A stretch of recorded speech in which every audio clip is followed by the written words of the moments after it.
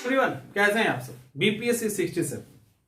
देखिए, अभी जिस टॉपिक पे बात कर रहे हैं ये बड़े ही बड़े आराम से और गंभीरता से इसको समझ लीजिए अच्छे से।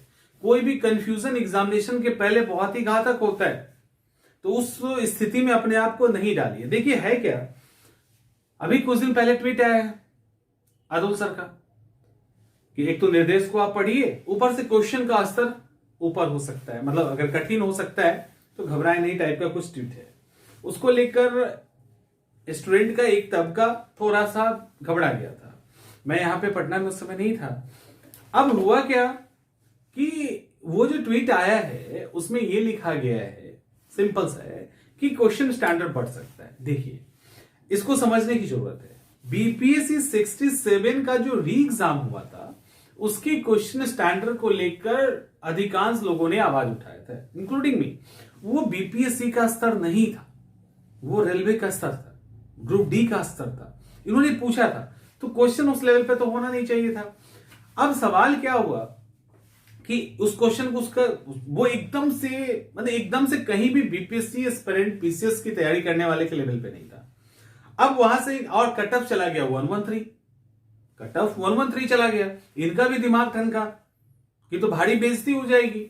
अब देखिए, अब कुछ लोग ये कह रहे हैं कि क्या बीपीएससी यूपीएससी का रास्ता पकड़ लेगी, यूपीएससी लेवल का? तो नहीं, ये कहां होगी वो हम आपको बता रहे हैं। 67 का जो पहला वाला एग्जाम हुआ था री एग्जाम के पहले, और सीडीपीओ का जो एग्जाम हुआ था, ये कहीं ना कहीं इसके बीच की स्थिति होगी इनकी। यानी सीडीपीओ और 67 पीटी का जो पहले वाला री के पहले वाला एग्जाम था उसके बीच की स्थिति कोई ना कोई होगी।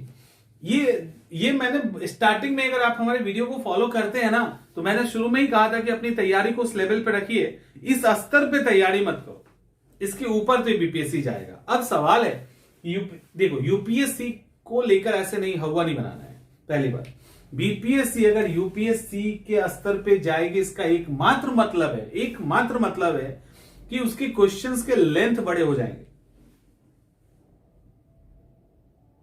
समझ में आ रहा है?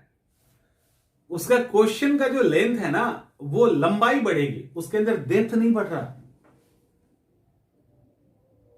और अब दूसरा सवाल, सीडीपीओ का जहां मैंने नाम लिया, अब सबका दिमाग कहां चला जाएगा? स्टेटमेंट्स वाले, जो स्टेटमेंट पूछे गए थे, क्या उस तरह के सवाल आएंगे?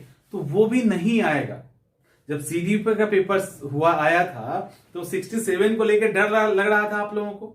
आप लोगों में से कई लोगों ने कॉल करके पर्सनली बात किया था। मैंने सबको बताया था स्टेटमेंट को भूल जाइए, वो नहीं होने वाला है। ये अलग एग्जाम है, वो अलग है। उसमें उन्होंने एक बार गलती कर दी, जिस तरह से 67 पीटी के री एग्जाम में क्वेश्चन पेपर सेट करके इन्होंने गलती किया है, वही गलती स्टेटमेंट वाले में हो गई थी। तो ना वो दोहराया जाएगा, ना 67 पीटी का री एग्जाम वाला स्टैंडर्ड दोहराया जाएगा। ये दोनों एक आयोग की गलती थी, उसको सुधारते हुए मिडिल पाथ पे होंगे, जहां पे कुछ क्वेश्चंस के लेंथ बड़े हो सकते हैं, डेप्थ में नहीं जाएंगे बीपीएससी। अभी भी कंफर्म रहिए, इन्होंने अपने पूरे एग्जामिनेशन पैनल को बदल दिया है, उसको उस पे काम कर रहे हैं। लेकिन ये कंफर्म है कि आप थोड़ा सा भी दिमाग के अंदर ये मत डालो कि यूपीएससी को फॉलो करने वाली है, ऐसा कुछ नहीं हो रहा है। आप जिस स्टैंड, अब सवाल है फिर तैयारी, तो तैयारी आप जैसे और जिस तरह से कर रहे हैं ना, करते चलिए। अब तैयारी बदलने का टाइम नहीं है। अब आप ना ही अपने स्टैंडर्ड को बहुत ऊपर लेके जा सकते हैं, और ना ही आप डर के तैयारी करोगे तो सक्सेस हो जाओगे, ये भी नहीं होगा।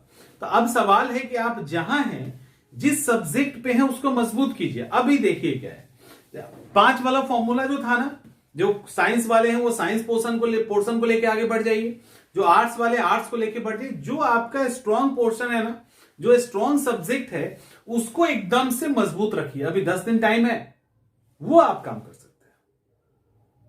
समझ में आ रहा है क्या कहना चाह रहा हूं मैं? अभी आपके पास 10 दिन का टाइम है, आप वो वाला काम कर सकते हो कि जो आपका मजबूत एरिया है ना, उसको खूब मजबूत कर लीजिए। कितना भी क्वेश्चन घुमाएगा ना, आप बनाने की स्थिति में होंगे। लेकिन अभी सोचोगे कि सबको हम ले लें और एक ही बार में अपने लेवल को ऊपर कर लें, ये संभव नहीं है।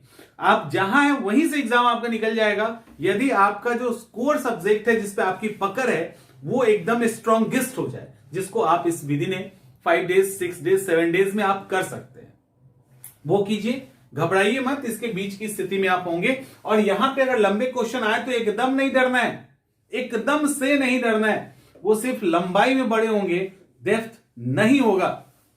समझ रहे हैं बात को? तो ये आपको करना है, तो ये चीजें जरूरी है। मिलते हैं अगले वीडियो में। एकदम बेधड़क पढ़ते रहिए, बिना किसी सोच के, बिना निगेटिव थॉट्स तो आने ही नहीं देना है अभी।